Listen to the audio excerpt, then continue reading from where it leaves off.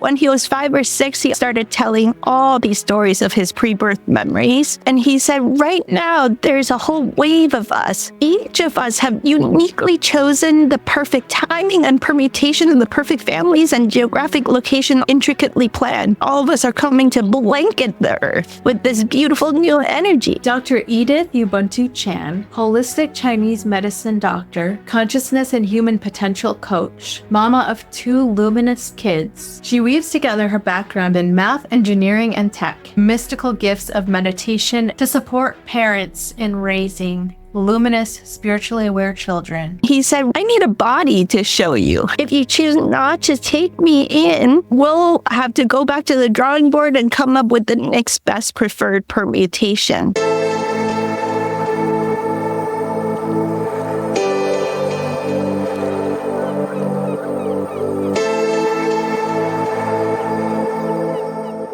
Hey guys, I miss creating my own content from the days before I started podcasting. So I started a personal channel where I just share my own thoughts, my personal experiences, and teachings. Follow me here. Dr. Edith, thank you so much for joining me. I will just mention I have spoken with Dr. Edith previously, and we've talked about her profound spiritual experience as well as her son's pre-birth recollections. So I'll link that conversation. It's one of my favorite conversations I've ever had. Go watch it. And today we are back to discuss raising spiritually aware children in our modern time. And so I would love to start by asking you, for those who may not be familiar with your story, would you mind giving just a brief summary again of what you experienced with your son pre-birth and then his recollections after he was born? I would love to. And in sharing this story, I've discovered that it's actually more common than people realize, that when we start talking about these stories, like, oh, I had a similar experience. It's like, okay, actually, that's becoming normal. The consciousness on the planet is vibrating at a higher frequency where all of these possibilities are opening up for us. So my backstory with the journey into parenthood is that my partner Dave and I, we were freedom-loving, hippies that like to travel and be really free, and we weren't necessarily planning to have children. In fact, we were leaning towards not having children because most of the paradigms of parenthood and education and, sit down, shut up, go to your room, you're grounded, all of that, you're like, it's kind of like dog training, and not really even nice dog training. It's like, maybe we're not cut out for that job. I don't think we're going to be able to do parenting. So we were leaning towards not having children. So in 2013, I went to a darkroom retreat with a beautiful meditation teacher named Jasmine. And I was in complete darkness, meditating for 11 days with 9 days and 9 nights in complete darkness. And it tapped me into this authentic remembering of my true self, my past lives, my parallel reality experiences, so many things. That's a whole other conversation. But when I came back from that, I discovered that my intuitive sensibilities got really blown open. And so in San Francisco, working as a Chinese medicine doctor during the daytime was very helpful, very practical and useful to zero in on, what's going on with people's health and intuit right away with how I could be of best service to them, how I could help. But at night, I was sensing and hearing all of my neighbors' crankiness and thoughts and stress and emotions, and it was so noisy energetically that I couldn't sleep. So we moved to Sebastopol, California, which is like an hour and a half outside San Francisco, to this little plot of land that is an acre with a tiny little cottage. And there was no 5G towers anywhere nearby. There was no street noise or glaring, even like light pollution. It was just complete darkness and stars at night. And we would turn off the Wi-Fi hub at night when we're not using it. And so energetically, it was so still and quiet that I found that I could tap into instant meditation so deeply and so quickly and so fully that my meditations got supercharged. And my dream times got supercharged with like super vivid, detailed dreams. And this little boy started showing up in the dreams day after day, night after night, month after month.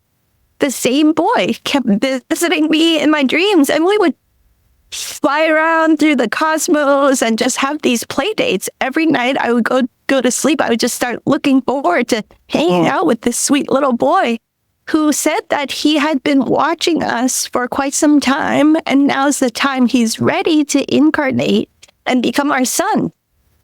And so I would tell Dave, and he'd go, "Wow, I'm not ready. I'm not ready.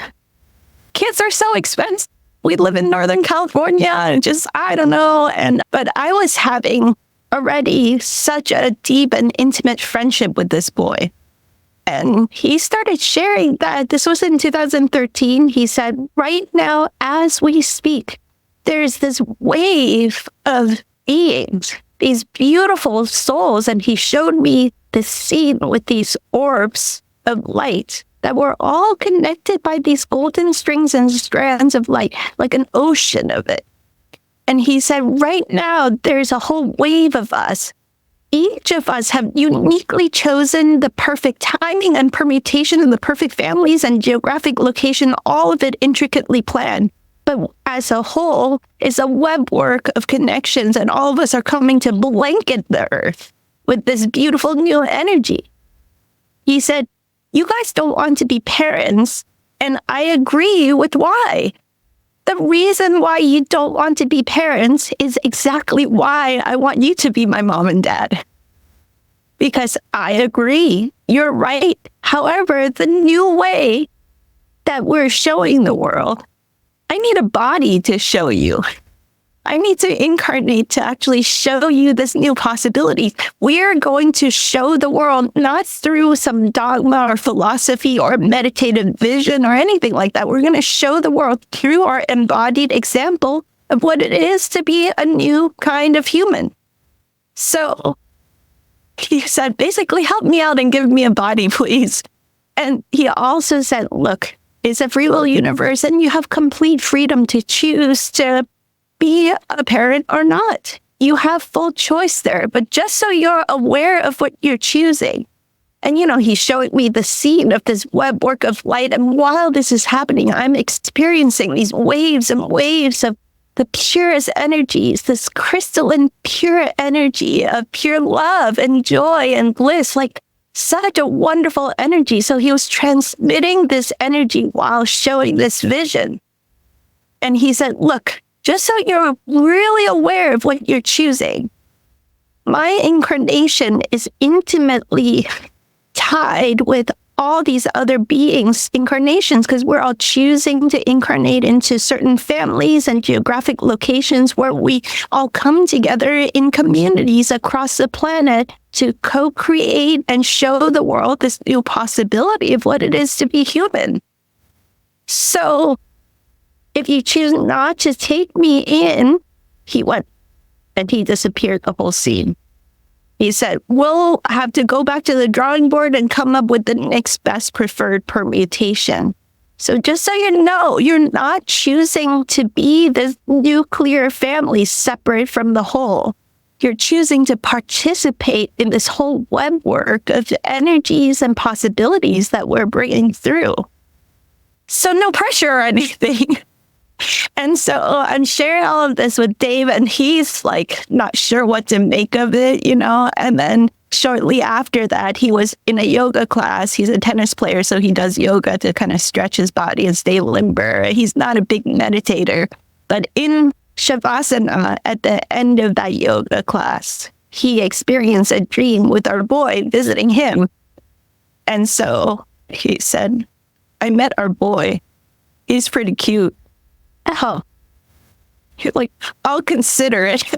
And so during that time, it was very strong, very powerful energy of this baby that was trying to come through, so much so that our friends would come over to visit and they would say, is there a baby here? But I feel a baby. And so, at a certain moment, we really felt his strong presence. If you like what you're hearing from Dr. Edith and want to hear more, Join us for a live workshop followed by a live Q&A, Tuesday, December 10th at 6:30 p.m., where Dr. Edith will be sharing more about how to raise spiritually aware and conscious children. Anybody who joins the workshop will automatically be given a huge 60% discount on Dr. Edith's intensive course, Luminous Education Revolution. Link is right here or in the description. Come join us. And we chose to conceive him consciously with his full presence, this experience of all three of us, this soulful agreement of three souls coming together to conceive and co-create this possibility of this child. And so all throughout pregnancy, because I was just such good buddies with him already, it just felt natural to say, hey, I mean, I can read all these books about health and healthy pregnancy and holistic everything. You know, I was already a holistic Chinese medicine doctor, so I was already inclined that way. But this was a deep listening to what he wanted in terms of his whole gestational experience. So he helped us to choose the perfect midwives, and we had this beautiful home birth in the water tub. And when he was born, I thought, oh, okay, well, I don't know what to do with the baby. I'll just ask him. And so the whole time I'm following his intuitive guidance, and people would say, you're doing, what is it called? Rye parenting? I think it's called rye parenting, as a system of parenting where you talk to your baby as if they're sentient.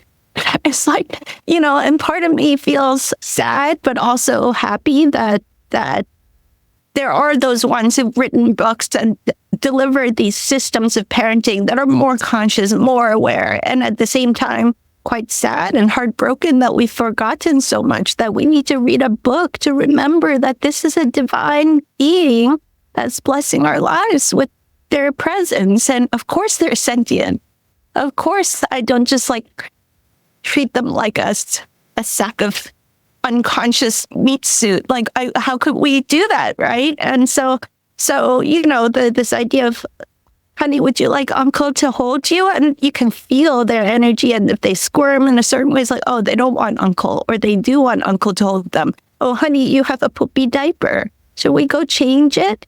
And just talk to them in this respectful way. And so people would say, you're doing this style of parenting, or you're doing attachment parenting, or you're doing co-sleeping, or you're doing all these systems and terminologies.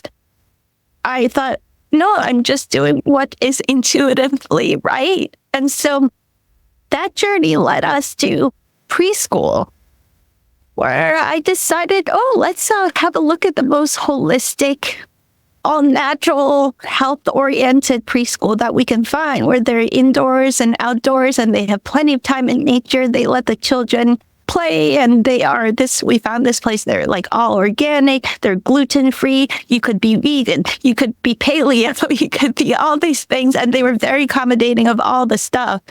And at first he was happy exploring new things, and then gradually he started. His words came in kind of late because we're so telepathic that a pediatrician told us you have to use words for him to learn words. If you're only mind to mind, he doesn't realize that he could develop English as a language, you know, just the mind connection.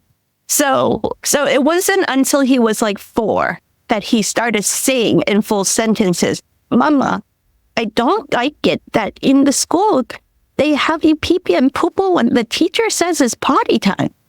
I want to pee-pee and poo-poo when my body says pee-pee and poo-poo, not when teacher says.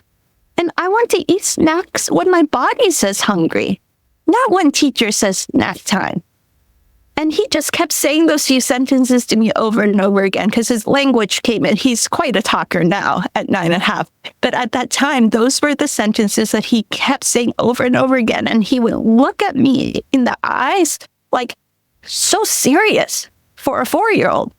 So serious. Like this is an assault to my soul. That was the message that he was transmissioning while he's saying this.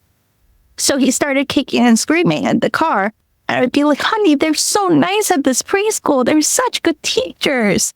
Let's try it. And so So I would go into the preschool to kind of watch what was going on. And I started noticing how he was really into the building blocks, and he was like building Taj Mahal, these epic structures, And then the teacher would go, all right, children, ding, let's sing a song. And we walk, and they walk over to the music studio and do music. And he also, by the way, loves music. But he's like, wait, you're jerking me around with this agenda that doesn't feel right for me. And so his little face was like so confused, like, all right. And so go to the music, and then we walk and we go over there and sing this cute song and do arts and crafts. And he loved all the activities, but the rigidity of the every hour, ding, now we switch to this topic, ding, and I realized I started kind of, as I'm sure you've experienced too, being a parent, you have flashbacks constantly to your own childhood. And I started like re-experiencing how, I remember when I was 4 or 5 and being yanked around by other people's agendas like that didn't feel good to me either. I remember that. And so I was like, that's right. I went to school where it's like, do math now, ding. It's like a training of Pavlov dogs. And do history now, ding. And do English class, ding, and do social studies, ding. And we're all chopped up in our schedules all day. And most of all, for him, he kept saying about pee-pee and poo-poo and eating when I'm hungry. We're not honoring our children's natural, intuitive listening to their own bodies and their biorhythms. And so it just really woke me up to all of that. And I started seeing how I was watching the 5-year-olds and how they're like, okay, the 5-year-olds need to be on a different rhythm because we're training them for the kindergarten. And the kindergartners it's like this indoctrination into getting them ready for first grade. And it was like the blinders, the veils parted with my child consistently telling me, I want to pee-pee and poo-poo when my body says. I don't want to pee-pee and poo-poo when my teacher says it's potty time. I want to eat snacks when my body's hungry. I don't want to eat snacks when my teacher says is snack time. And so we talked with the director of school, and she said, he does seem very self-directed. Like, he's really smart kid. He's not lacking any motivation to do all these learning activities. He might do well as a homeschooler. So I didn't know anything about homeschooling. I started researching. I started meeting homeschoolers, and I started on this journey of just kind of bumbling along, honestly, just like I bumbled along all throughout early childhood. And it turns out what we were doing by simply listening to our intuitive guidance is considered like all of these profound systems of conscious parenting. And we weren't trying to be conscious. We were just paying attention and listening to our child, So that evolved into 2020 with all the shutdowns. Many, many friends said, hey, how do you guys homeschool? What is homeschooling like? And then to, start sharing workshops and summits and parent mastermind programs and kids classes. And they just launched us into this wild, beautiful, magical world that there are so many, many, many conscious moms and dads and these awakened children. I call them luminous kids, who are multidimensional, super tuned in, super tapped in. When my kid was 3.5, he said, I have a sister, she's still in space and she has to come. So we became a family of 4. And then when we were 5 or 6, we started watching some different interesting documentaries. And he decided, after watching this documentary called Superhuman, that he was like, I think I can do blindfold vision too. So we got activated with his blindfold vision, and he can see completely blindfolded. And now that's a whole body of my work, is offering classes and workshops for families who also want to activate their children in their ability to see completely blindfolded. When he was 5 or 6, he also started telling all these stories of his pre-birth memories. And it's just been this like unbelievable, magical journey of awesomeness. So it's exactly as he predicted, that none of the parenthood journey has really been what I expected of parenthood, and it has been a whole new experience of a whole new set of possibilities of what it is to be a human. So I'm delighted that I get to share with your audience all the gifts and blessings of this life. Yes. Yeah, that's one of the first things that people are shocked and surprised how delightful it is to have command of your own time and your own life again, you know? And it's not a small thing, because even if we look at it from the traditional perspective of like, I want my child to excel academically. Well, how excellent are they going to be academically if they're not permitted to sleep until they're well rested and follow the impulse of when they want or need to move their bodies, to move the energy, and when they feel like they're ready to do some kind of academic learning work, to just honor that. It turns out it's not just a little bit more efficient to do it that way. It's like orders of magnitude more efficient. And I'm sure your kids are amazing. And so many homeschool kids that we meet are amazing that they're like in a few years, they learn, 10 years of curriculum, or by the time they're 15, they've already completed what is considered high school type level academic, but they've also started an Etsy store, toured with a professional band, and have a portfolio of art and all these amazing things because they have their own time to themselves to really cultivate and express their true gifts, their talents, their passions and joys in life. So it's like it is really a whole new breed of human that. Thank you so much for sharing. And for the viewers, you can go watch the other interviews for the details of her son's pre-birth memories. I'm really glad that you brought up the topic of education and homeschooling, because that's something I also feel pretty strongly about. We also chose to homeschool our 3 children, and my 2 youngest are still homeschooled. My oldest, we now found a really good, project interest-led oriented school, because that's what she wanted. She wanted more interaction and a greater challenge with other teachers and things like that. But one of the benefits of homeschooling that I absolutely love is being able to follow your intuition, being able to let them do what they're interested in, not being tied down to a schedule.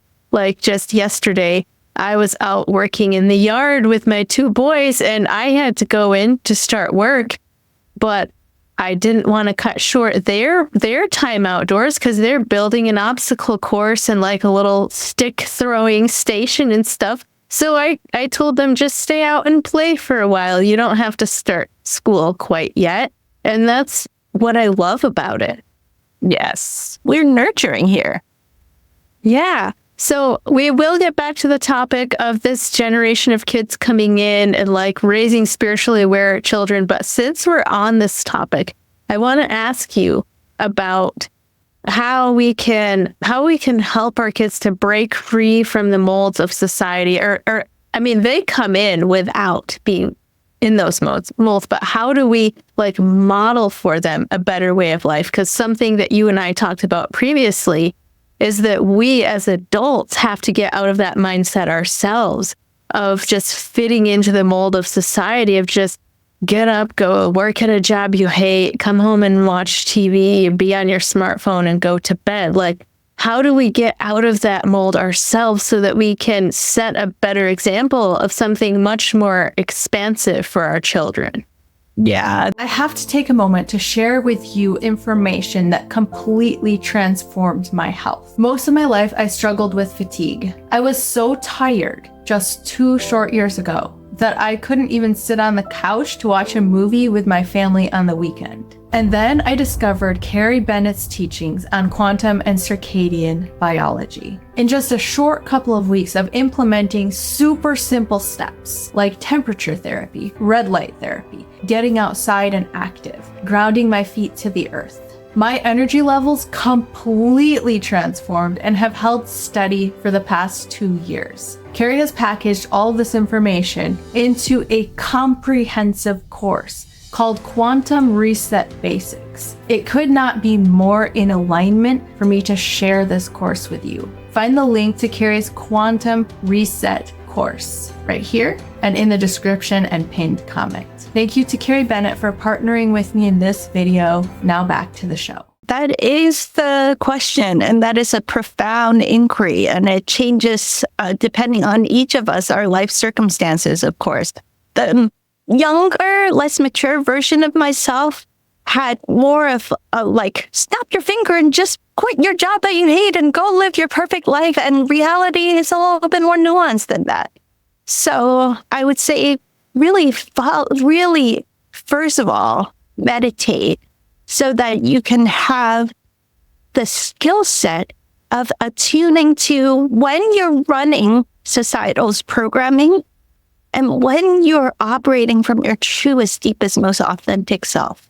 When your actions and behaviors are driven by your true essence, that the true deepest essence of why you came here to this physical reality to begin with, what you came here to express, your true love and wisdom, the full gifts and beauty and blessings that you came here to share and experience in this life, versus the programs of lack and fear and scarcity and all these contortions and distortions that we get into. So that is a meta skill of being able to attune to where you're being your true self and when you're running a false limitation program, essentially. Without that skill set, I feel like this conversation isn't going to make much of a dent on people's lives, really, because we're just kind of sharing a vision and maybe a philosophy here, but the embodiment of it, the direct experiencing of it, there's work involved in that.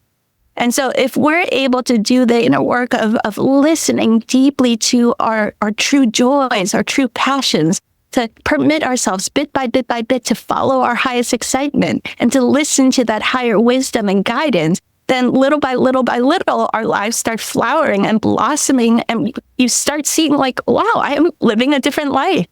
And then that naturally ripples into wanting to also offer this for our children. But we cannot give our children what we won't give to ourselves. And we can say all these beautiful words all day long, but you and I both know that kids will cut right through the BS, right? Like if we're being inauthentic and incongruent with our words versus our action, they see right through it. And so the blessing of having these gifts is that they create the perfect checks and balances to our own BS, right? Like if we're BSing ourselves, they will call us out on it. So we are very blessed that they will actually hold us accountable to be congruent with what we say. If we say, hey, follow your passion, they will see like, Mom, Dad, you're not following your passion. You hate your job. So which one is it, right? Ultimately, I think most parents would agree that our kids are paying attention to much more how we behave and what we do with this life versus just what we say. Like words are meaningless if we're not choosing to embody it. And there's no perfection here, right? Like we came here to unfold this experience of life. So I would also encourage our audience to be very kind and gentle and compassionate with ourselves, because love is not judgmental. So if you find yourself feeling like guilt or shame or feeling like you need to be further along than you are, just notice that even that is part of this limitation program.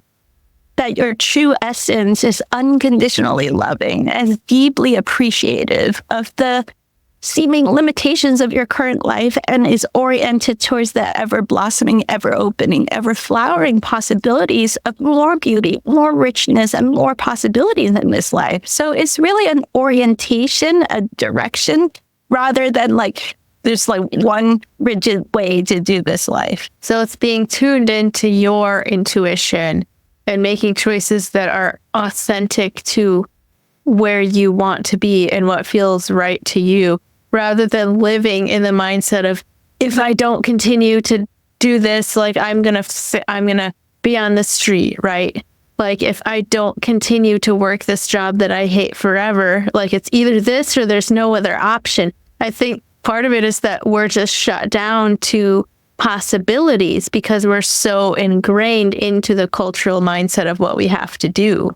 Yeah. And on a higher level, I think as courageous souls, advanced and evolved souls, the types of souls that listen to a show like this, we all on a higher level chose to incarnate here to just experience, like, what does it mean to what does it feel like to be closed-minded and limited? And what is it like to be an employee that hates your job and is grumpy and like goes to a dead-end job that you don't like? Like, I remember when my boy started recounting his pre-birth memories, he said one of the things that's so fascinating is he says, when we're in space, this is what he said, when we're in space, before we jump into our mama's bellies and we're space babies, we only know happiness and joy and fun and love. We don't know what crankiness feels like, angriness. We don't know about loneliness. We don't really know about sadness. So that's why we jump into planet Earth and see, what is that like? What is it like to be sad and lonely? That seems like an interesting experience. So with that as a context, there's no judgment if we're in a job that we don't love right now. And at the same time, when we remember our true nature, who we really are, when we start to remember that, it's like, oh yeah, right. I deserve to have a more beautiful experience of this life. A job that is more congruent with my true values and my enthusiasm and joys, or to build a business that's congruent with my true values and my enthusiasms and joys and my true gifts and passions and abilities. Like, we start to realize, like, I'm so worth it. I'm worth it to create a more beautiful life. I'm worth it. And my children are worth it too, you know? And so that impulse will naturally guide us into the wisdom-filled so-called right decisions and choices to move our lives forward in a more beautiful way. I love that. So you've mentioned this wave of luminous souls that is incarnating at a specific time to bring in a new consciousness. I would love to hear a little bit more about that in context of spiritual evolution of humanity as a whole. I've heard you speaking about the Hawkins scale of consciousness. So I love to hear about like how humanity has evolved to this point and where we're at now and what this new wave of souls is coming in to help with. Yeah, so Dr. David Hawkins was a giant, a titan in the world of consciousness research. And for those that aren't familiar, he wrote a big book is a small book, but big in its ability to awaken us to what's really going on in life. It's called Power versus Force. And then a more recent book that was published just before he passed was, what is it called? The Map of Consciousness Explained, I want to say. And there's many other books. There's a popular one called Letting Go. So many great things that he's contributed to this world during his incarnation, before he passed. He developed what's called the scale, or the map of consciousness, which is a scale of 1,000. And our friends here, you guys can look it up on the internet. You'll see charts on a scale of 1,000, where below 200, the energies of guilt, fear, shame, even anger and pride, these are considered sub 200 level of consciousness, where, yeah, you could still move through life, but everything is pushy and forceful and not in flow. You got to put in a lot of effort to make anything happen. So he calls it force, versus above 200, which is like courage and willingness and neutrality and reason and so on. Above 200, these levels, he calls it power. Because now you're self-empowered. You take full responsibility of your life again, and you're not acting like you're a victim of life. And you start to see that, oh yeah, I can cultivate more self-responsibility, learn new skills, and be devoted to my personal growth and spiritual growth. And I can actually create a better life. And I can take any challenge in life and turn it into a strengthening experience. So you start having a different life now, right? From 200 plus. At 500, that's the level of what he calls love. But really, I experience it as like true compassion and kindness towards ourselves and towards others. And you start to experience flow and synchronicity as the dominating default state of your life. And beyond that, there's, I think, joy, peace. And then from 700 to 1,000, he calls it enlightenment. And Jesus and Buddha and Mary Magdalene and these great ones, they calibrated at 1,000. So 1,000 is considered the level of consciousness of the highest level of expression of the fullest essence while still in physical form. And so as you go through the scale, it's actually not a linear scale. It's a logarithmic scale. So when the chart says 200 for courage, it's actually 10 to the 200th power. So the 200 is an exponent. When it says 20, it means 10 to the 20th power. So from 10 to the 20th power to 10 to the 200th power is many orders of magnitude difference in the potency, the efficacy, and the power, and just the awesomeness and beauty of your life, right? So it's not a small thing. That's why, they say Einstein's quoted for saying no problem can be solved from the same level of consciousness that created it. As you move through these levels of consciousness, you open and expand yourself to sets and sets of possibilities at an exponential growth rate to new octaves of possibilities that start opening up to you.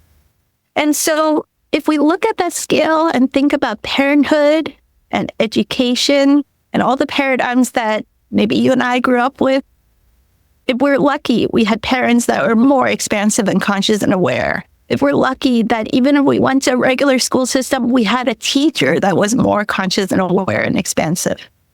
Or if we're lucky, maybe we didn't get that from our parents or education system, but we got it from a mentor or from our first job or, somewhere along the line, we're all blessed somewhere along the line to have someone that opens up to more possibilities. Well, here's the thing. There are these children now incarnating, and I like to call them the luminous kids. And they come in right from the get-go at 500, 600, 700 levels of pure love, pure joy, pure peace, pure expansive possibilities. And they are so just cannot possibly fit. It's not even fitting a square peg in a round hole. It's like fitting a giant multi-dimensional expansive consciousness into like a tiny, tiny box. Like it's so absurd to try to take their vast consciousness and fit them into some of the old models of the education system, that it would literally, if we tried to coerce and force that to happen, sad to say, it's causing epidemics of severe anxiety, depression, and violence in the school. And that energy, when you try to stifle it, turns into something that is not pretty.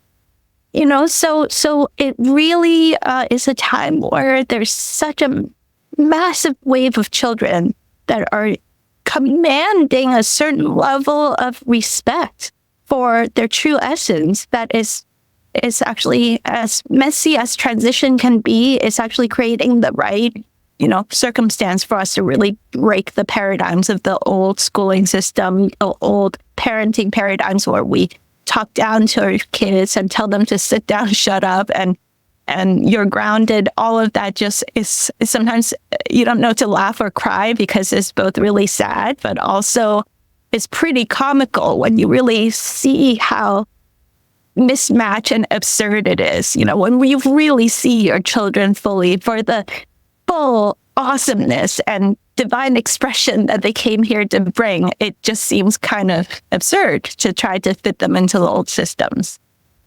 I love it. There's so many directions that we could go with that. And I want to ask you if you have any personal examples that you're comfortable sharing of what it's like parenting a child of that level of consciousness.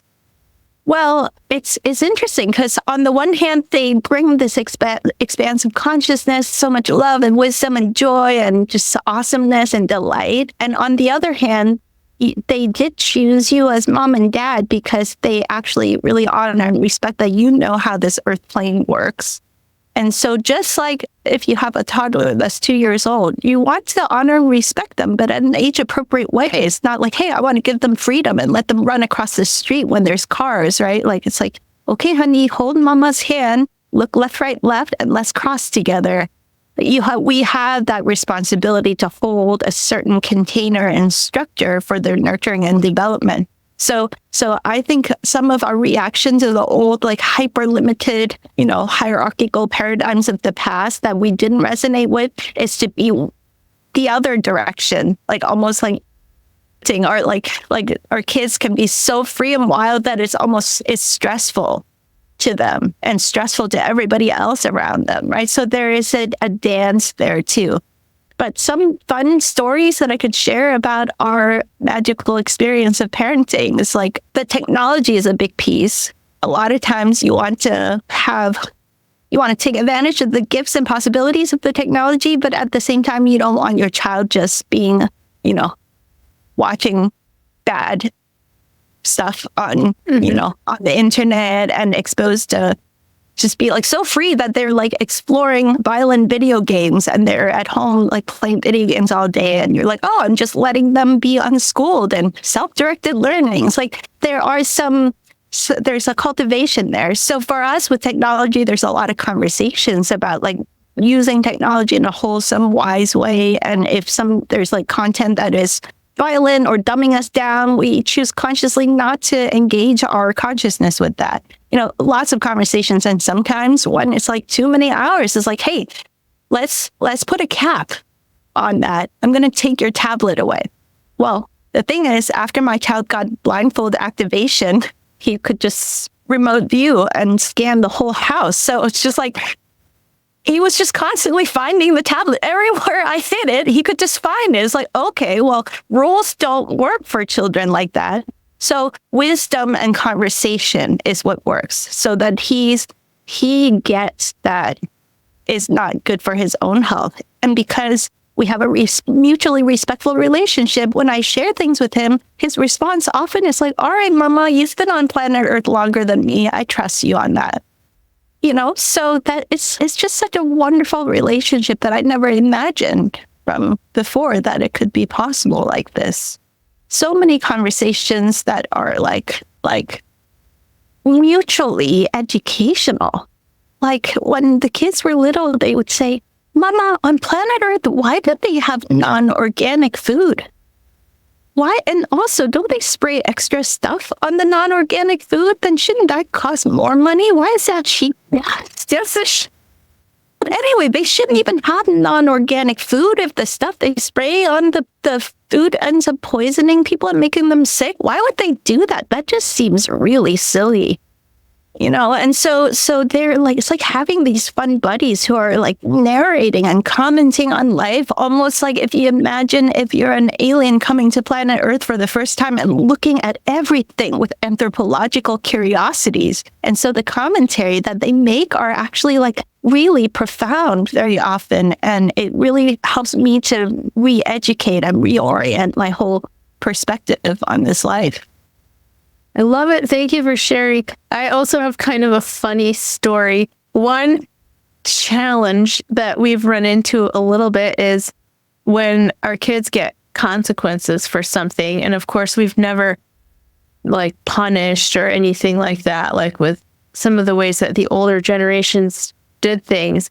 But there have been times when consequences were necessary for certain types of behavior. And one of my children recently said to me, Mom, I have just learned that whatever consequence you give me, it will pass. I will just be happy in the present moment, and there's nothing that you can do. It's really going to upset me. You are resentful. Wow. Profound. It's profound. I have a similar funny, I've never grounded the kids, but my kids only know grounding as being barefoot on bare earth. Walking the ground. I love it. So they like heard about grounding somewhere. And so my boy said, Mama, what's grounding all about? Like, what do other parents do? What does that really mean? I'm like, I think every family has different ways of doing it. But my experience is like, that's it. You can't go out and hang out with your friends. You're locked in your room. He's like, well, which room? I was like, well, your room. He's like, well, my room has toys. And also just paper and coloring. Like, I could have tons of fun in my room. Why is that a punishment? I was like, would you lock me in your office room, which doesn't have toys? And then he's like, wait, your office room has all these books and it has the computer, it has the internet, it has all this stuff, and I'd have a lot of fun. Anyway, when I'm done having fun and I want to come out, I would just probably break the window or break the door and come out. And then you would have a broken window or door. And that wouldn't be great. what would you do? And then he just played it all the way out with like, and then if this, then that, if this, and the whole thing just turned into pure comedy. And he was like, so I don't see why parents ever ground their kids. It's just silly. Oh, that's hilarious. That's so funny. Yeah. So this is again where the old parenting paradigms of like, here are the rules because my way or the highway just simply doesn't work. And not only are these kids not threatened by it, they turn it into joy, delight, and comedy. Yes. And then they make you laugh at the absurdity of your old ways too. So this is part of this like expansive consciousness of pure love, pure joy, and in this delightful, loving way that only children can bring. They help us break these old ways that just don't work, and they let us actually laugh at our own selves and transmute and dissolve these old patterns that we used to have. And it's just such a gift that they help us break the old molds in such a beautiful, loving, joyful, and delightful way. Yeah, 100%. I love to ask you a question that is kind of like something I'm really passionate about, but it's not always easy to talk about it in the spiritual community. I've noticed two things with the generation of kids now. One is that they're so spiritually expanded, like we've been talking about. But another one is the challenges that they're facing on the physical plane of the world that they're coming into. We've already talked about screen time and all the violent video games that are out there. I recently heard some statistics about the health of our kids, which isn't great. They're saying that a third of teenagers have pre-diabetes now. And there's just so many different challenges because of the paradigm that we've been living in. Yes.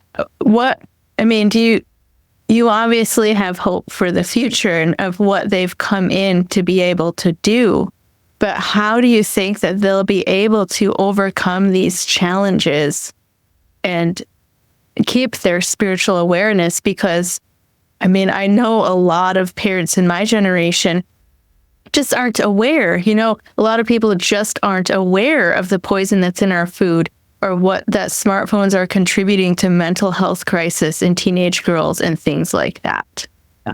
Yeah.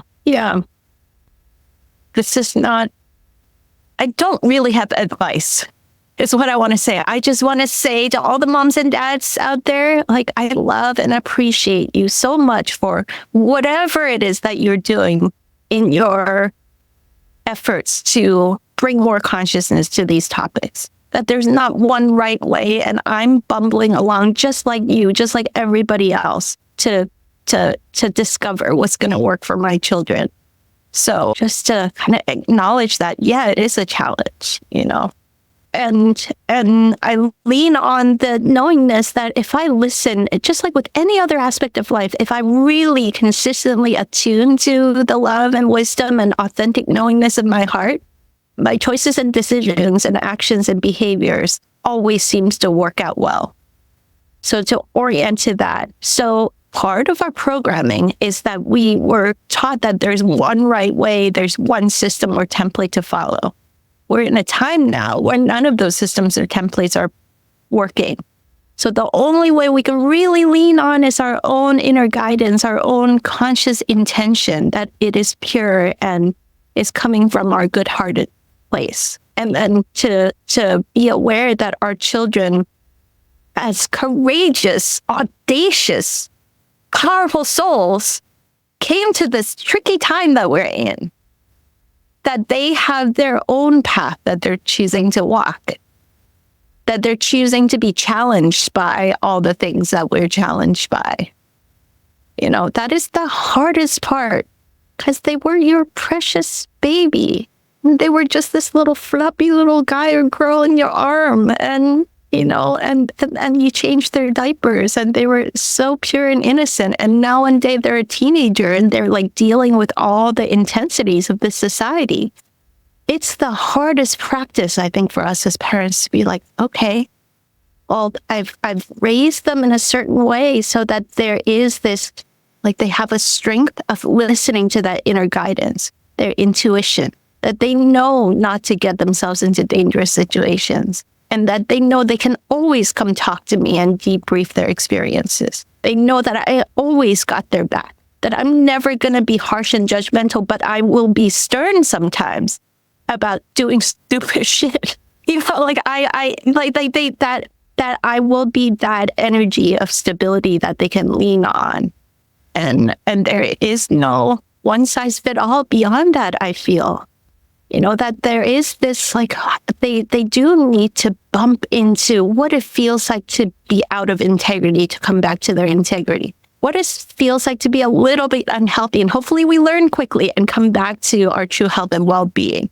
We have to kind of get out of alignment a little bit sometimes to strengthen and get back in alignment. It's like a muscle that we have to exercise to learn this kind of discernment.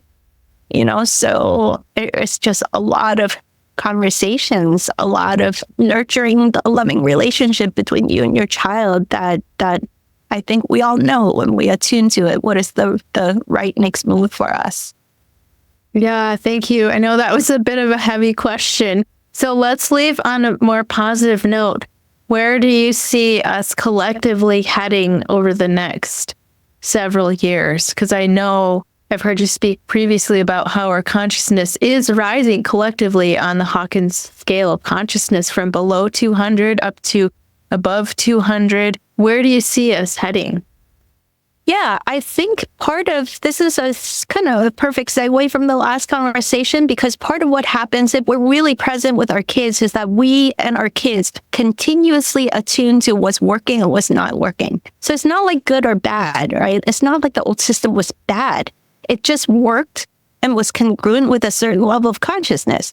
And our kids and our families were operating at a different consciousness. So it's not working for us. So let's just do what works, let's keep it practical. So what actually works? It doesn't work for our kids to be, bored all day and having to be in a school system that doesn't honor their true passions and joys. It doesn't work if they're eating crappy food that's poisoning their bodies, right? It's not working. And so some of us, our dharma in this life is to be in the systems and be kind of raising a stink and saying, hey, it's not working. Let's improve the systems.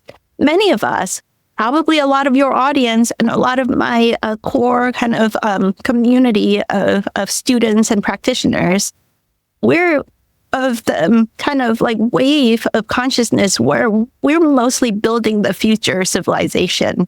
And we're not so much like embedding ourselves in the old systems, trying to improve it. So there's a role that each and every one of us are meant to play in this life. And my deepest joys and passions is to be part of the wave of the new frontiers, new consciousness, the builders of the new civilization. And so it's about each of us listening to what is our right path and our dharma in this life and what is the role that we're meant to play. And I'm super excited because with regards to education, you alluded to this a little bit.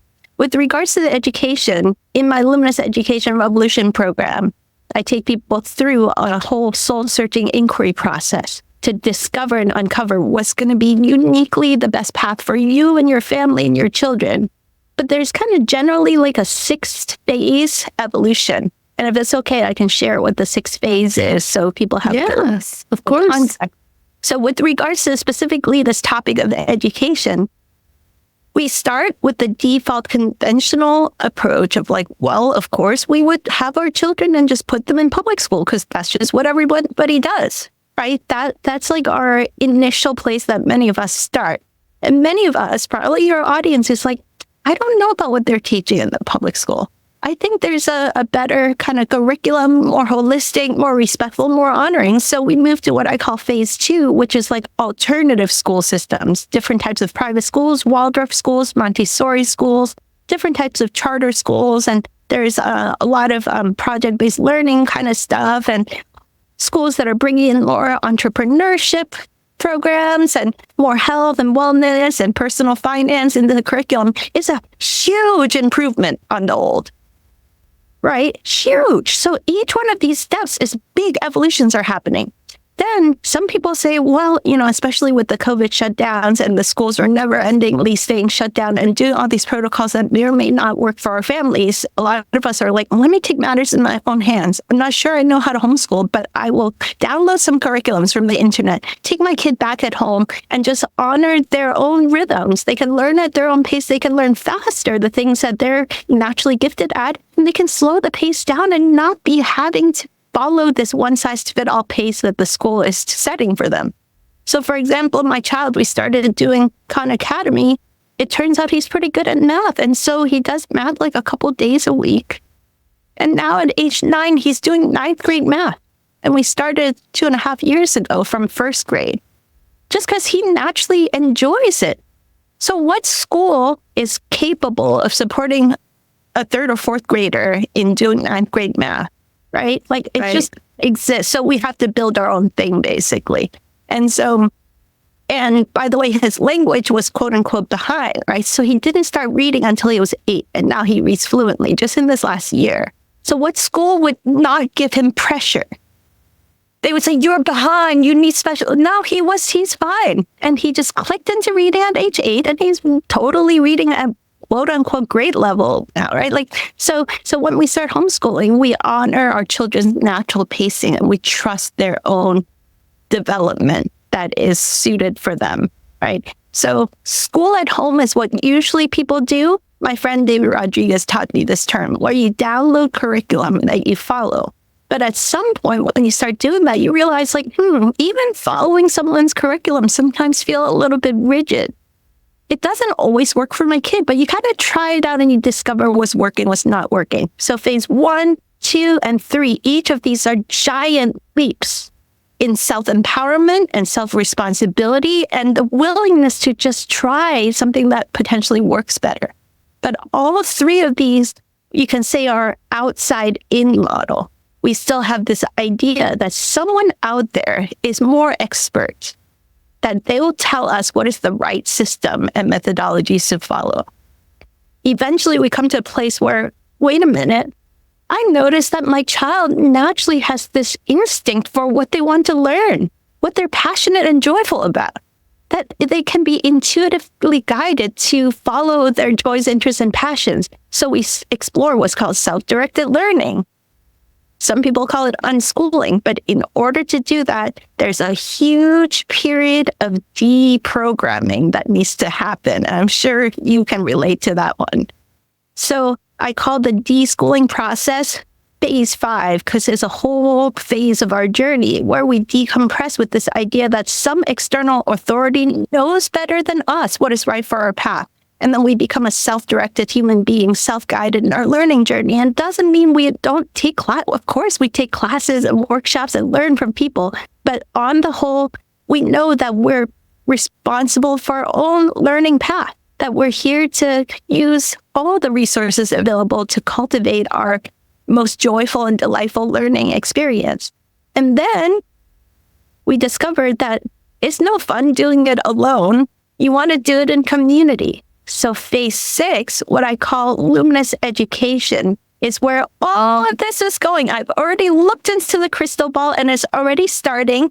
Communities of self-directed learners coming together to have this wonderful village-type, mixed-age, passion-driven communities of learning that I call the luminous learning villages of the future.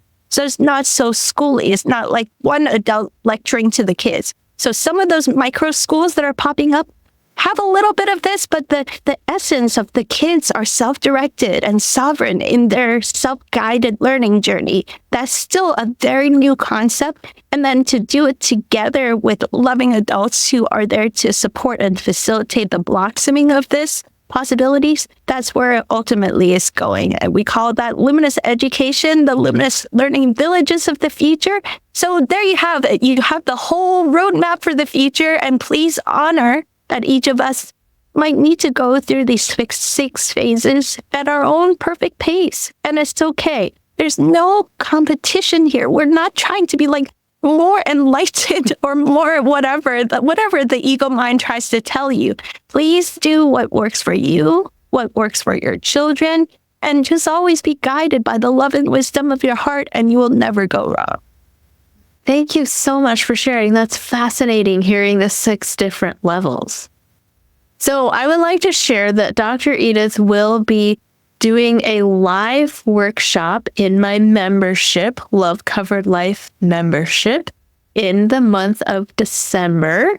And she actually has a course, Luminous Education Revolution, that she'll be offering a large discount to anybody who joins the membership group and participates in the workshop.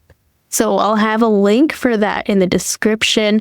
Dr. Edith, would you like to share any more about that program and also your other program, Luminous Prosperity?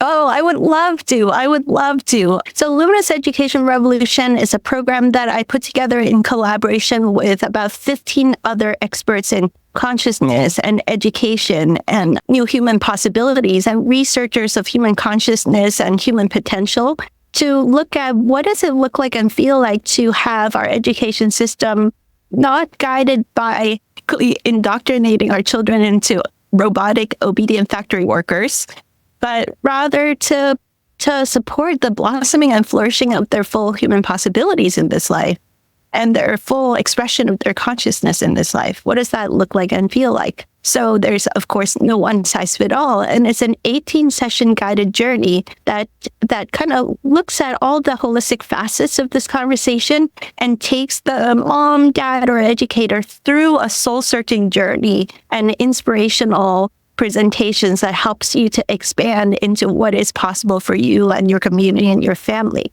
including a few pioneers that have built these kinds of learning villages of the future and what they're currently doing. So super inspiring. So it's an 18-session program that's currently priced as $333 and well worth every single penny, I guarantee you. And at the same time, those that join us for the membership session that we have in Melissa's Love Covered Life membership, instead of $333, we'll give you a coupon code where it's only 111 to get this full 18-session training program. And then you'll be invited into my community of all these parents that are exploring these possibilities and the discussion groups for supporting each other ongoingly. So if that calls to you, please join Melissa's membership. And let's get into a live call where we can explore this topic even more deeply. And then you'll be gifted with that coupon code to get a giant discount for the Luminous Education Revolution experience. And then to segue into my offerings for basically any adults, the reason for this is that we've really found when it comes to kids, families, parenting, education, there's this deep level of inner work that's required that we were talking about early in this conversation, this ability to discern our true self versus these like stifling old limitation programs. And so that is a huge skill set. And very often, one of the key objections that people say, well, I can't take my kid out of school. I can't homeschool them. It sounds great, but I got this job and I can't afford to leave my job and I don't know how to kind of exit out of that whole paradigm. And so we find that it takes tremendous courage. Once we tug at one topic, such as education and parenting, it instantly tugs at, like, what are you doing with your life? What are you doing with your career? How can you live in the greater flows of prosperity and abundance and liberate yourself to experience the life of freedom that you know your heart and soul truly desires, but you don't know how to get there? So in a medicine ceremony, I prayed and meditated deeply, and I was given a set of profound codes for this transition into the new luminous human, the new earth civilization, codes for many things, including education, finance, and health, and many, many things. But the first set of codes that have been unpacked and unzipped is the prosperity codes. And so that got distilled into 9 timeless prosperity truths that became this beautiful new program where we can sit as a community in meditation. Every 2 days, we meditate on a new prosperity truth and allow our true essence to express itself. What does these what do these timeless, eternal prosperity truths look like and feel like in action, embodied in a practical, tangible, day-to-day way in our lives? And this is such a precious and rare kind of conversation that we need accompaniment and community to share it with. So that's my new program. It's called Luminous Prosperity Immersion. And if that calls you, Melissa might be able to put the link below. And there's just so many beautiful conversations to come. And I'm so honored and so blessed and so excited to be able to share these levels of conversations with Melissa's community and with all of you guys who are listening at home today. Yes, I'm so excited about both of your programs as well. I will have the links in the description so people can check those out. Dr. Edith, thank you so much for being willing to have this conversation. Thank you so much. Thank you, Melissa. I'm your hugest fan. And thank you to the audience for opening your hearts to this level of possibility that is blossoming in all of our lives. As much as the world looks kind of wonky out there, there's the underlying energy that is blossoming and opening and a whole huge, beautiful set of possibilities that are arising in all of our lives right now. So it is a really beautiful time to be alive. Yes, I agree. And right back at you. I'm such a huge supporter of your vision and your work. And I'm just so excited for us to be able to collaborate like this. So once again, thank you for being willing to share. Thank you for everything that you're creating and everything that you're doing in the world and being willing to put all of this out there. Thank you. Thank you. Thank you for watching and listening. Your views, likes, comments, and shares truly make the biggest difference in supporting this channel. Don't forget to check the show notes for all the links to today's guest, as well as my links. You'll find me on social media at Love Covered Life, my website, lovecoveredlife.com, and the Be a Guest link for anybody who would like to be a guest on the channel. I have great news. Love Covered Life podcast is coming available on audio podcast. You can find it wherever you listen to your audio podcasts.